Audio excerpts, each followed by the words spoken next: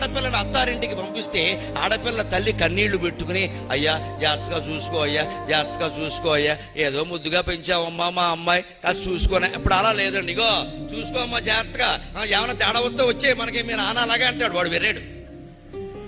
నేను తండ్రి ఇలా మాట్లాడట్లా, తండ్రి బాగానే ఉన్నాడు, మీ నాన్న అలాగే అంటాడు. ఏమైనా తేడా వస్తే వచ్చే తేల్చుకుందాం. మొదటే రోజు ఫోన్ చేయడం అక్కడి నుంచి, ఏమున్నావమ్మా ఏముండవమ్మా ఏముండవమ్మా. మీరు ఆశ్చర్యపోవచ్చమ్మా, యథార్థంగా తూర్పుగోదావరి జిల్లాలో జరిగిన ఘట్టం చెబుతున్నాను నేను. దొండకాయ కూర రోజు వండడం కారణంగా విడాకులు తీసుకున్నారు ఇద్దరు దంపతులు, అత్తగారి కారణంగా. దొండకాయ కూర, అయ్యి బాబాయ్, విడాకులకి దొండకాయ కూడా కారణం అనమాట అనుకున్నాను.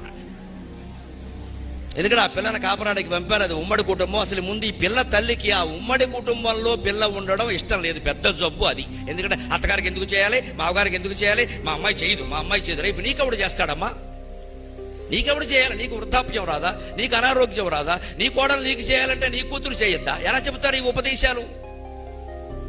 ఇష్టం లేక ఎలాగో అలా బయటికి లాగేయాలి. కాబట్టి ఈ తల్లి, పిల్ల తల్లి ఫోన్ చేసి, ఏముండారే అంటే అమ్మాయి దొండకాయింది. 4 రోజులు పోయాక ఫోన్ చేసి, ఏముండారే అంటే దొండకాయింది. మళ్ళీ 4 రోజులు పోయాక ఫోన్ చేసి, ఏముండారే అంటే దొండకాయ. 4 రోజులు గ్యాప్ ఉంది కదండి, రోజు ఉండాల. కానీ ఈ తల్లి ఏమందంటే, ఎప్పుడు అడిగినా దొండకాయని చెబుతున్నావు, మీ అత్తగారికి దొండకాయ తప్ప ఏం లేదా ఇంక ఇంట్లో? ఇదండి రెచ్చగొట్టడం.